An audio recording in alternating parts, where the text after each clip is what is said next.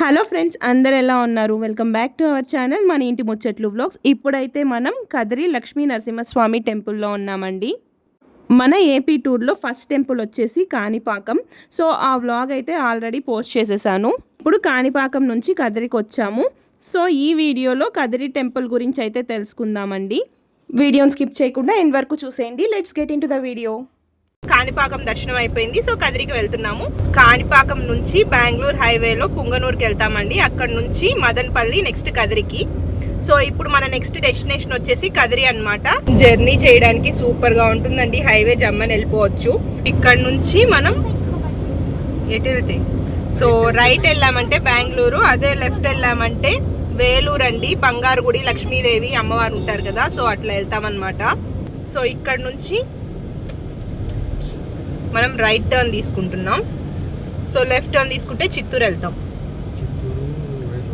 చిత్తూరు వేలూరు వెళ్తాం. మనం right turn తీసుకుంటున్నాం. సో మేము కాణిపాకంలో దర్శనం అయిపోయిన తర్వాత భోజనం చేయకుండా బయలుదేరేసామండి. దారిలో ఎక్కడైనా తిందామనేసి. సో వెళ్తూ ఉంటే హైవేలో మాకు ఎక్కడ అంత మంచిగా కనిపించలేదన్నమాట. ఈ ఒక్క హోటలే కనిపించింది.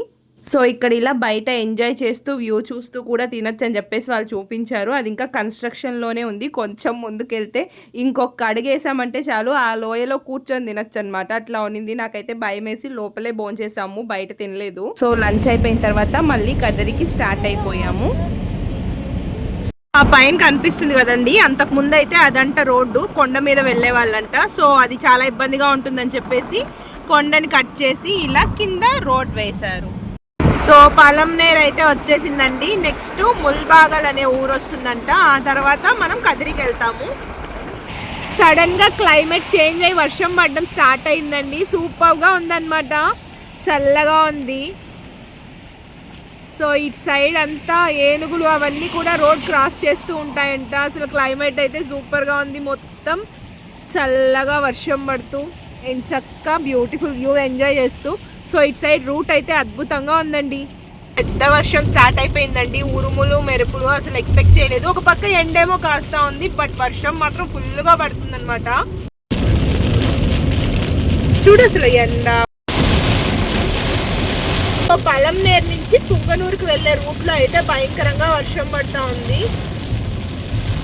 బట్ వ్యూ అయితే సూపర్గా ఉంది. చాలా బ్యూటిఫుల్గా ఉందండి ఈ జర్నీ అయితే. ఇటు సైడ్ వచ్చారంటే మాత్రం చాలా బ్యూటిఫుల్ ఎక్స్పీరియన్స్ అనేది ఉంటుంది అనమాట.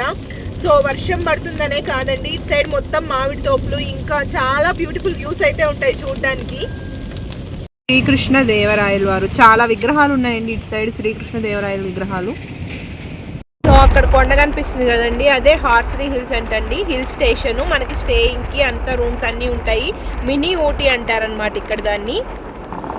ఆంధ్ర టు కర్ణాటక బార్డర్ మధ్యలో ఉంటుందండి, మదనపల్లి దగ్గర ఈ హార్స్లీ హిల్స్. సో ఇది మినీ ఊటీ అంటారనమాట ఆంధ్రాలో. సో చాలా బాగుంటుంది. నేచర్ని ఎంజాయ్ చేసే వాళ్ళు బాగా ఎంజాయ్ చేయొచ్చు. సో కదిరికి వెళ్ళే రూట్లోనే వస్తుంది. మాకు టైం లేదు కాబట్టి మేము విజిట్ చేయలేకపోయాము. ఒకప్పుడు రోడ్ అయితే సింగిల్ రోడ్ ఉండేదంట, చాలా ఇబ్బందిగా ఉండేదంట వెళ్ళడానికి కూడా. ఇప్పుడు డబల్ రోడ్ వేసారండి, కొండని కట్ చేసి. చాలా బాగుంది. After a long journey Kadiri టెంపుల్కి అయితే రీచ్ అయిపోయాము. మేము వచ్చేసరికి 7:30 ఆ టైం అయిపోయింది నైట్లో. సో మీకు ఇక్కడ ఒక బ్యూటిఫుల్ వ్యూ చూపిస్తాను, చూసేయండి. మేము వెళ్ళిన రోజు పౌర్ణమి అనమాట. చంద్రుడు ఫుల్గా స్వామివారి మెయిన్ గర్భగుడి గోపురం పైనే వచ్చున్నారు. చూడ్డానికి అయితే అద్భుతంగా ఉన్నింది నిజంగా. మనం ఒక టెంపుల్కి వెళ్తున్నామంటే ఆ టెంపుల్ హిస్టరీ తెలుసుకొని వెళ్ళామంటే అక్కడ అన్నీ కూడా సరిగా చూడొచ్చు అనమాట. లేకపోతే వెళ్ళి నేరుగా స్వామివారిని దర్శనం చేసుకొని వచ్చేస్తూ ఉంటాం కదా. నేనైతే ఫస్ట్ ఆ టెంపుల్ హిస్టరీ చదివిన తర్వాతే టెంపుల్కి వెళ్ళాను. సో ఈ టెంపుల్ అయితే అనంతపూర్ జిల్లా కదిరి పట్టణంలో ఉందండి. టెంపుల్ కొంచెం సందులు గొందుల్లో ఉండడం వల్ల మాకు కార్ పార్కింగ్ ఇబ్బంది అయిపోయింది. అందుకని చెప్పేసి కొంచెం దూరంలో పెట్టేసి మేము నడుచుకుంటూ రావాల్సి వచ్చింది. సో దానివల్ల బ్యాక్ గోపురం నుంచి ఎంటర్ అయ్యాం మేము. యాక్చువల్గా కాద్రి అనేది కదిరిగా మారిపోయిందనమాట కాలక్రమేణా. కాద్రి అంటే సో కా అంటే విష్ణుపాదం, అద్రి అంటే కొండ. విష్ణువు కొండపైన పాదం మోపిన చోటు కాబట్టి కాద్రి అని పిలుస్తారు. ఇక్కడ స్వామివారిని కాద్రి లక్ష్మీ నరసింహస్వామి అంటారు. ఈ టెంపుల్ చాలా పురాతనమైందండి. 11వ శతాబ్దంలో నిర్మించారు. అలాగే నవనారసింహ క్షేత్రాల్లో ఒకటిగా చెప్తారు. ఈ టెంపుల్ స్పెషాలిటీ ఏంటంటే ఇక్కడ ఎక్కడా లేని విధంగా స్వామివారు ప్రహ్లాద సమేతంగా మనకి దర్శనమిస్తారు. గర్భగుడిలో ఉండే మూల విరాట్టు స్వామివారి ఒళ్ళో ప్రహ్లాదుడు కూర్చున్నట్లుగా మనకి దర్శనమిస్తుంది. ఈ టెంపుల్కి 4 సైడ్స్ కూడా ప్రధాన గోపురాలు ఉన్నాయండి. మేము వెళ్ళిన రోజు అనుకోకుండా స్వామివారి జయంతి కావడంతో టెంపుల్ అంతా కూడా చాలా బాగా డెకరేషన్ చేసున్నారు. అలాగే స్వామివారి పల్లకీ సేవ కూడా చూడగలిగాము. చాలా మంచిగా అనిపించింది. సో కదిరి లక్ష్మీ నరసింహస్వామిని తలుచుకోగానే గుర్తొచ్చేది తేరండి. బ్రహ్మోత్సవాల టైంలో రథోత్సవం జరుగుతుంది. ఆ సమయంలో అయితే దాన్ని చూడడానికి ఎక్కడెక్కడి నుంచో భక్తులు పోటెత్తిపోతారు. సో ఈ తేరు చాలా ఫేమస్ అన్నమాట ఇక్కడ. మేము బ్యాక్ సైడ్ గోపురం నుంచి ఎంటర్ అయ్యాం కాబట్టి అలా ఫ్రంట్కి వెళ్తున్నామండి. బ్యాక్ సైడ్ మనకి అన్నదాన సత్రం ఉంటుంది. అలాగే కొంచెం ముందుకు వచ్చే కొంది లడ్డు ప్రసాదం కౌంటర్, ఇంకా టికెట్ కౌంటర్ అన్నీ ఉంటాయి. టెంపుల్లో ఫ్లవర్ డెకరేషన్ చాలా బాగా చేస్తున్నారండి. మీరు కూడా చూసేయండి.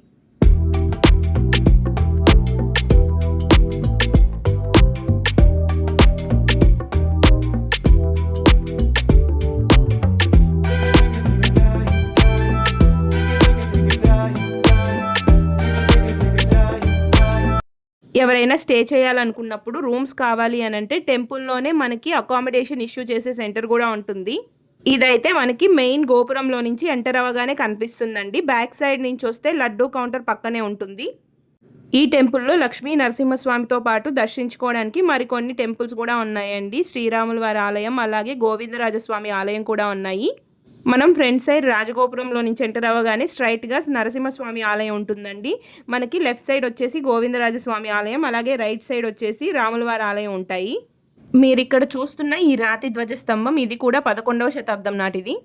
ఈరోజు స్వామివారి జయంతి కావడంతో లక్కీగా మేము ఈరోజు స్వామివారి ఊరేగింపు కూడా చూడగలిగాము.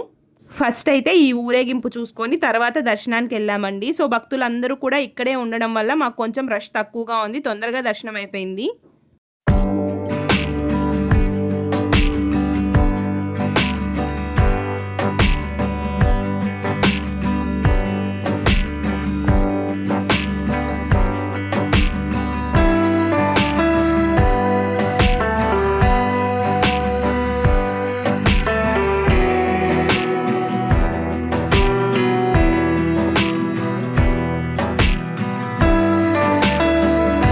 ఇప్పుడు మనం వచ్చేసి మెయిన్ రాజగోపురం ముందున్నామండి. ఇక్కడ మీకు 2 టెంపుల్స్ కనిపిస్తున్నాయి చూసారా. అందులో ఒకటి వినాయక స్వామి ఆలయం, ఇంకొకటి వచ్చేసి శ్రీకృష్ణుని ఆలయం అనమాట. ఇవి 1545లో అంటే 11వ శతాబ్దంలో అచ్యుత దేవరాయలు నిర్మించారు. మనకి పక్కనే లగేజ్ కౌంటర్ ఉంటుంది. అలాగే స్టేయింగ్కి రూమ్స్ కావాలన్నా సరే టెంపుల్లోనే ఇష్యూ చేస్తారనమాట. ఇక్కడ టైమింగ్స్ కూడా మనం తెలుసుకోవాలండి దర్శనానికి. ఎందుకంటే కంటిన్యూగా దర్శనం ఉండదన్నమాట. మధ్యలో బ్రేక్ ఉంటుంది. 6 నుంచి 7:30 వరకు, మళ్ళీ 10 నుంచి 12:30 వరకు, 4:30 నుంచి 8:30 వరకు ఇలా దర్శనం అయితే ఉంటుంది. ఫ్రీ దర్శనంతో పాటు స్పెషల్ దర్శనం కూడా ఉంటుందండి. మేము వెళ్ళినప్పుడు రష్ తక్కువగా ఉంది కాబట్టి ఫ్రీ దర్శనంలోనే వెళ్ళిపోయాము. లేదు అంటే 100 రూపీస్ టికెట్ తీసుకొని స్పెషల్ దర్శనానికి వెళ్ళొచ్చు. సో మనకి గోవిందరాజస్వామి టెంపుల్ పక్కనే ఆర్జిత సేవల కౌంటర్ ఉంటుందండి. సో స్వామివారికి చాలా సేవలు జరుగుతూ ఉంటాయి కదా, అభిషేకాలు, ఆర్జిత సేవలు, అలాంటివన్నీ టికెట్స్ తీసుకొని మనం వాటిలో పాల్గొనడానికి సో ఇక్కడే టికెట్ కౌంటర్ ఉంటుందన్నమాట. సో మనం బ్యాక్ సైడ్ ఎంటర్ అయ్యాం కాబట్టి బ్యాక్ సైడ్ నుంచి టెంపుల్ చూపించాను కదా, ఇప్పుడు ఫ్రంట్ నుంచి ఒక ప్రదక్షిణ చేసినట్లుగా మొత్తం టెంపుల్ వ్యూ అంతా చూపిస్తాను, చూసేయండి. సో మీరు ఒకటి గమనించారా, ఈ పైన షెడ్ కనిపిస్తుంది కదా, ఇది వచ్చేసి పవన్ కళ్యాణ్ గారు డొనేట్ చేశారంట. అంటే భక్తులకి ఎండకి వానకి ఇబ్బంది కలగకుండా. మీకు అక్కడ నేరుగా కనిపిస్తుంది కదా, అది వచ్చేసి స్వామివారి కళ్యాణ మండపం అండి. అది ఇయర్లీ వన్స్ మాత్రమే ఓపెన్ చేస్తారు. అండ్ ఇక్కడ గ్రిల్స్ లాగా కనిపిస్తుంది కదా, ఇది వచ్చేసి స్వామివారి గర్భగుడి అనమాట. సో దర్శనానికి వెళ్ళాలి అని అంటే ఈ క్యూ లైన్స్ అన్నీ తిరగాలి రష్ ఉన్నప్పుడు. సో ఫ్రీగా ఉన్నప్పుడు నేరుగా పంపించేస్తారు. సో మార్నింగ్ టైంలో టెంపుల్ చూసుంటే వ్యూ వేరేలా ఉండుంటుంది. నైట్ టైంలో కొంచెం డిఫరెంట్గా ఉంటుంది. ఈరోజు మనం కాణిపాకం నుంచి కదిరికి వచ్చాం కాబట్టి నైట్ అయిపోయింది. సో మొత్తం టెంపుల్లో దర్శనం చేసుకొని బయటకు వచ్చేసరికి స్వామివారి ఊరేగింపు స్టార్ట్ అయింది. అది మళ్ళీ తిరిగి టెంపుల్ దగ్గరకు వచ్చేసింది అనమాట.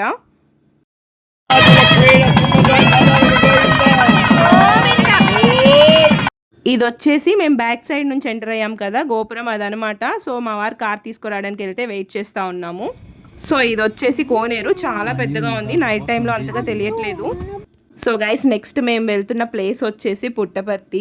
సో కదిరి నుంచి పుట్టపర్తికి వెళ్తున్నాము. మేము స్టార్ట్ అయ్యేటప్పటికి 9:30 ఆ టైం అయింది. మేము వెళ్ళే రూట్ వచ్చేసి చూస్తున్నారు కదా, ఈ విధంగా ఒక్క మనిషి కూడా లేరు, ఒక వెహికల్ కూడా వెళ్ళడం లేదు, మొత్తం చీకటి. సో ఇక్కడైతే ఒక విషయం జరిగిందండి. కొంచెం భయంగా ఉంది, వేరే రూట్ ఏం లేదా అని చెప్పేసి నేను అడుగుతా ఉన్నాను అనమాట మా వారిని. ఇంతలో సడన్గా కార్ మీద ఏదో పడినట్టు పెద్ద సౌండ్ వచ్చింది. చాలా భయపడిపోయాము. కనీసం ఆపి చూడాలన్నా కానీ ఆ టైంలో మాకు చాలా భయం వేసిందనమాట. కొంచెం ఫ్రంట్కి వెళ్ళిన తర్వాత ఒక ఊరు వచ్చిందండి. అక్కడ ఆపి చూసామన్నమాట. ఏదైనా పరిగెట్టుకుంటూ వచ్చి తగిలిందా వెహికల్కి అని చెప్పేసి, అంటే సొట్ట పడుతుంది కదా, డెంట్ లాగా ఏమైనా ఉంటుందా అనేసి. సో మొత్తం చూసాము, పైన సైడ్లో మొత్తం ఎక్కడ చిన్న డెంట్ కూడా పడలేదన్నమాట. సో సౌండ్ మాత్రం అంత భయంకరంగా వచ్చింది. జస్ట్ హారిబుల్ థింగ్, అసలు చెప్పలేం, మాటలు ఎక్స్ప్లెయిన్ చేయలేం. చాలా భయపడిపోయాము. అసలు ఇప్పటికి కూడా అసలు ఏంటదనేసి అట్లాగే మిస్టరీ అనమాట. సో గైస్, మీలో ఎవరైనా దెయ్యాలు ఉన్నాయనేది నమ్ముతారా? కామెంట్స్లో చెప్పేయండి నాకు. ఫైనల్లీ మేమైతే పుట్టపర్తికి రీచ్ అయిపోయామండి. సో ఇదే అన్నమాట ప్రశాంత నిలయం గోపురం. సో రేపు మార్నింగ్ టెంపుల్ ఎక్స్ప్లోర్ చేస్తాను కాబట్టి మొత్తం డీటెయిల్గా అప్పుడు చూపిస్తాను.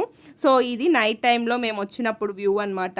సో రూమ్కి వచ్చిన తర్వాత కూడా ఆ భయం అలాగే ఉండిపోయిందనమాట నాకు, ఆ ఫియర్ అనేది. సో సడన్గా అంత పెద్ద సౌండ్ రావడం, అసలు ఏ సొట్టపడలేదు, ఏం లేదు, అసలు ఏమైందని అర్థం కాలేదనమాట. ఇక్కడికి వచ్చి ఈ బిల్డింగ్ చూడగానే ఇది కూడా నాకు ఒక పెద్ద బూత్ బంగ్లా లాగా అనిపించింది.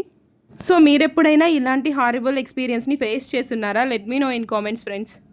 ఫైనల్లీ రూమ్ అయితే మంచిగా దొరికింది, అది కూడా గ్రౌండ్ ఫ్లోర్లోనే దొరికిందనమాట. సో మన నెక్స్ట్ వీడియో వచ్చేసి పుట్టపర్తి ఫుల్ టూర్ అండి. సో ఇక్కడ మనం ఏ ప్లేసెస్ని విజిట్ చేయొచ్చు, టైమింగ్స్ అన్నీ కూడా కంప్లీట్ వీడియో చేస్తాను. సో మన ఛానల్ని కనుక ఫస్ట్ టైం చూస్తున్నట్లయితే ప్లీజ్ సబ్స్క్రైబ్ చేసుకోండి. నెక్స్ట్ వీడియోలో కలుసుకుందాం. Until then bye.